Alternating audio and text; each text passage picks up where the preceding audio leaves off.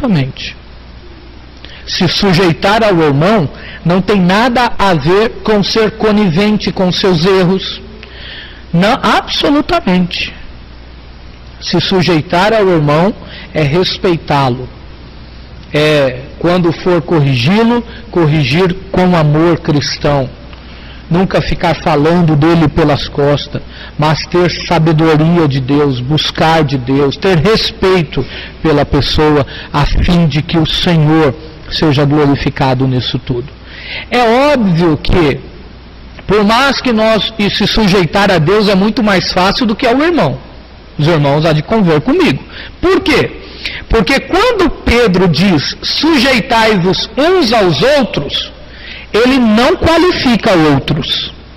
Ele apenas diz sujeitai-vos uns aos outros. Mas quando ele diz que nós temos que nos sujeitarmos, nos humilharmos debaixo da mão de Deus, ele qualifica a mão de Deus. A mão de Deus é potente. Então, o que é mais fácil? Nos sujeitarmos a Deus ou ao nosso irmão? É óbvio que é a Deus. Porque a gente sabe que Deus é potente. Então, se Deus é mais poderoso do que eu, é mais fácil eu me sujeitar a Ele. Não dá para mim medir força. Não dá para mim falar pelas costas de Deus, porque Ele vê tudo. Não dá para mim ficar fazendo fofoquinha de Deus, porque Deus está vendo. Não dá para mim ficar falando mal de Deus. Ele é perfeito. Mas, em contrapartida, o nosso irmão não vê tudo, é falho, ele erra, ele peca. Então, essa ordem de nos sujeitarmos uns aos outros pode causar uma coisa em nós.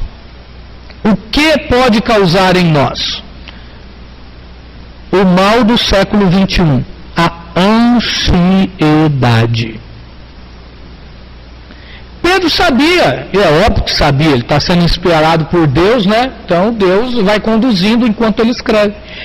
Deus sabe que esse negócio de se sujeitar uns aos outros não é nada fácil. Isso produz ansiedade, nervosismo, a mão soa, dá frio na barriga, esse negócio de ter que pedir perdão, esse negócio de ser honesto um com o outro, esse negócio de respeitar, esse negócio de ser cristão de verdade dá trabalho. E como é que eu não vou agir com ele do mesmo jeito que ele age comigo? Esse negócio deixa a gente meio que em parafuso. A gente fica ansioso demais. Ansioso para falar umas verdades. Ansioso para retribuir o mal com o mal. Ansioso para não levar desaforo para casa. Esse negócio dá um staff. Deus tem que entrar no negócio, senão o coração para. Tem gente que rói a unha, tem gente que fica nervoso, dá gastrite nervosa. Esse negócio de ser crente não é fácil não. Tudo por quê? Porque ao eu olhar para os irmãos e os irmãos olharem para mim, com toda certeza encontraremos falhas uns nos outros. Com Deus é mais fácil se sujeitar. Mas com meu irmão é mais difícil. Deus sabe que esse negócio produz ansiedade. Qual é o remédio? Verso de número 7. Lançando sobre ele toda a vossa ansiedade, porque ele tem cuidado de vós. Louvado seja Deus. Sabe uma coisa que a gente quer muito? A gente quer muito que Deus nos exalte. Tanto que é a resposta do verso de número 6. Humilhem-se debaixo da potente mão de Deus, porque ao tempo dele, ele vai exaltar. E aí essa dinâmica de eu tenho que me sujeitar ao meu irmão, e Deus demorando para mostrar quem ele é, para mostrar para ele que ele estava errado, esse negócio produz ansiedade. Qual é o segredo? Lança nas mãos do Senhor. Por isso que é importante orar. Porque à medida em que oramos, falamos, Senhor, tira essa ansiedade do meu coração. Essa pressa de querer ver as coisas acontecendo. Essa velocidade de querer ver o negócio resolvido. Me ajude a depender do Senhor. Me ajude a esperar no Senhor. Me ajude, ó Deus, a confiar que o Senhor sabe qual é o tempo correto de fazer as coisas. Nesse afã de querer ser bíblico, às vezes a gente fica impaciente com o irmão. Senhor, faz ele crescer logo. Passa ano, entra ano, ele continua ali, ele não cresce, ele não amadurece. É só jogar nas mãos do Senhor. Deus sabe a hora certa de fazer as pessoas amadurecerem e crescerem para a glória do seu nome. Sendo assim, depois de resolver essa tensão, Pedro caminha para o segundo conselho desse texto. Sejam vigilantes, verso 8 e verso de número 9. Não dá para estar em uma batalha e cochilar. Não dá para perder tempo na batalha. Quando a gente assiste esses filmes de guerra, os irmãos percebem que todo soldado está muito atento. Qualquer folhinha se mexendo pode ser um inimigo camuflado. Ele tem que estar, tanto que revezam, para quem é que fica de guarda, porque não dá para cochilar à toa na batalha. Não dá de forma nenhuma. Tem que ficar atento. Aqui, nesses 2 versículos, Pedro aponta quem é exatamente o nosso inimigo. Porque muitas vezes a gente pensa que o nosso inimigo é o nosso irmão. A gente pensa que o nosso inimigo é o nosso chefe. A gente pensa que o nosso inimigo são as pessoas. Absolutamente. Pedro explica, aponta aqui quem exatamente é o nosso adversário, que é o diabo, E ele aponta algumas formas como o diabo age e como devemos reagir à ação do inimigo. Vamos lá então, verso de número 8. Verso de número 8, ele aponta quem é o diabo, ou como ele age na realidade. Olha só, ele é um acusador. Sede sóbrios. Olha o verbo aí aparecendo, vigiai, o conselho.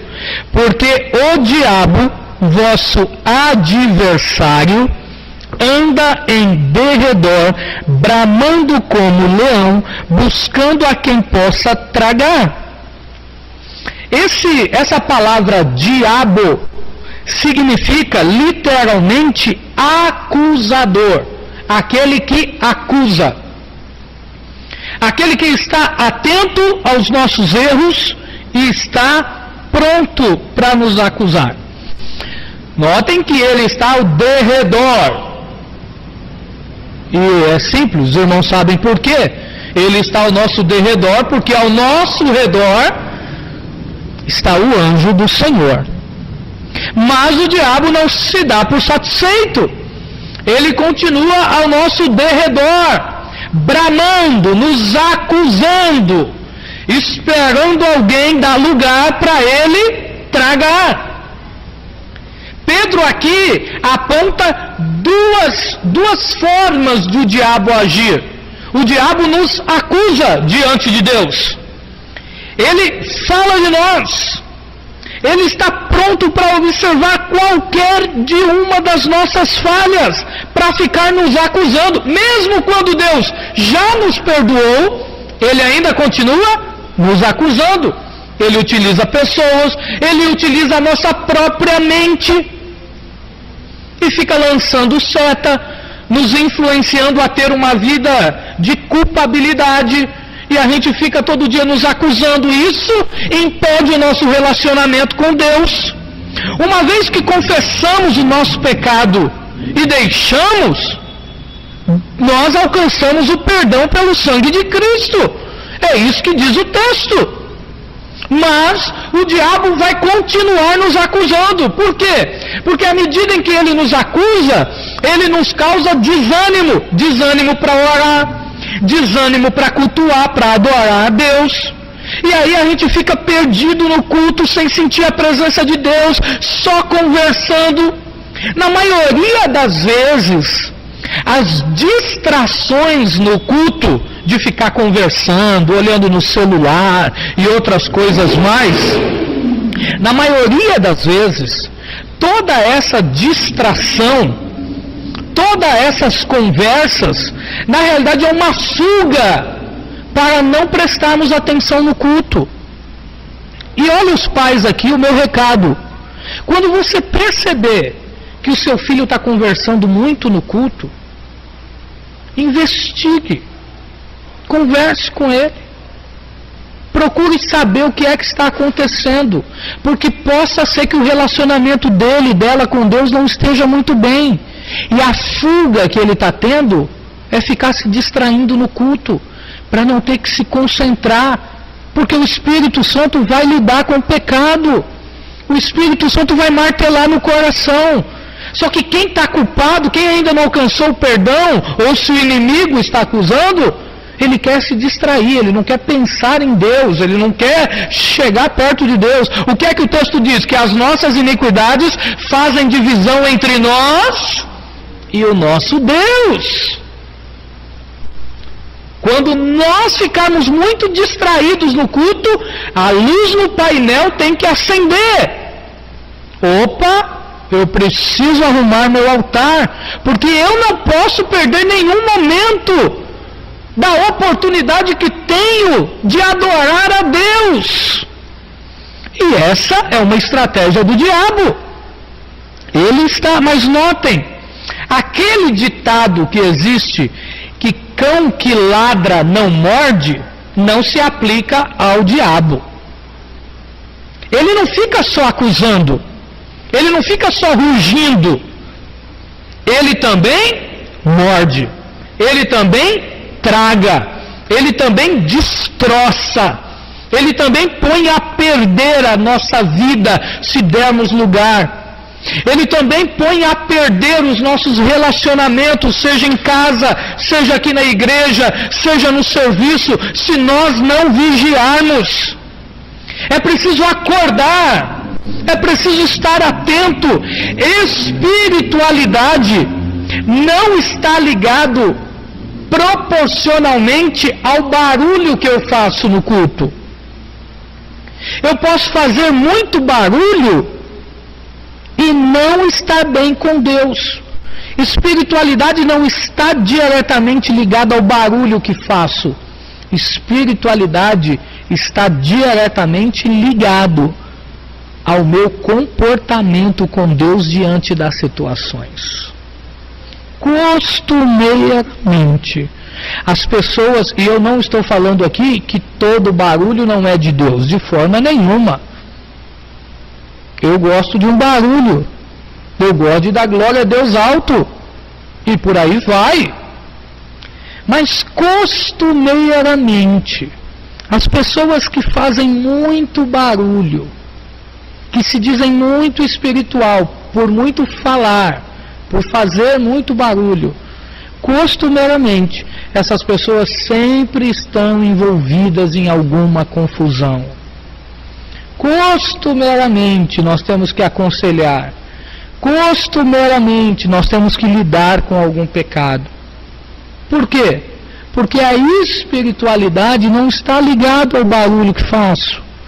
A espiritualidade está ligada ao relacionamento que tenho com Deus, e esse relacionamento com Deus é evidenciado da forma como eu conduzo a minha vida.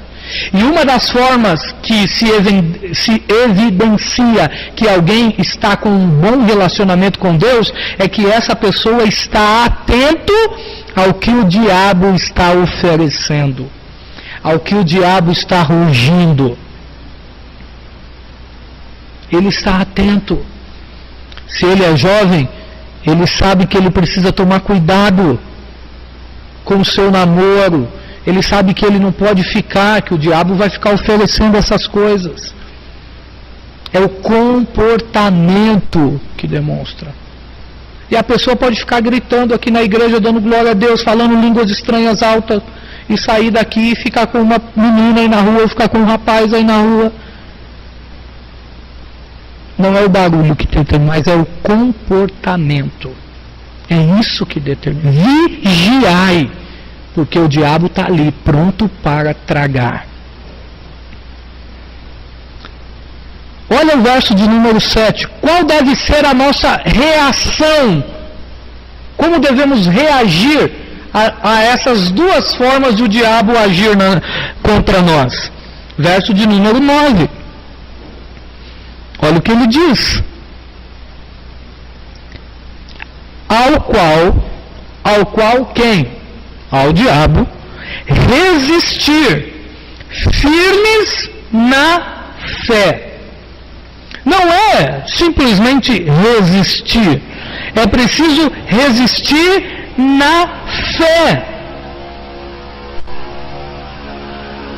Nós precisamos entender, deixa eu só concluir de ler o texto, sabendo que as mesmas aflições se cumprem entre os vossos irmãos no mundo.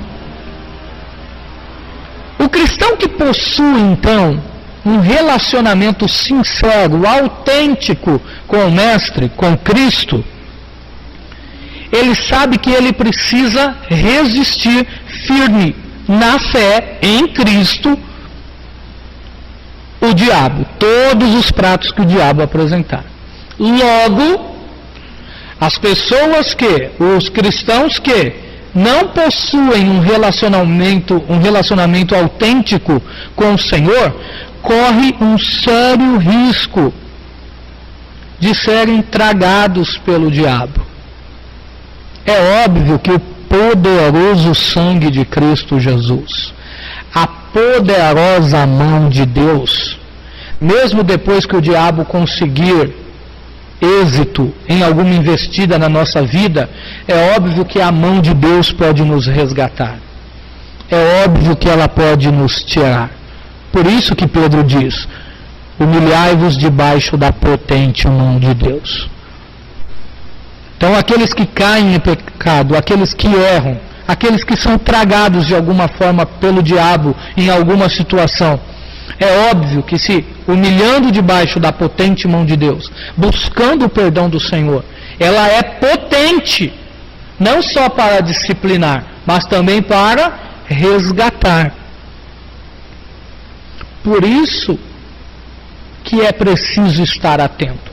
Por isso que é preciso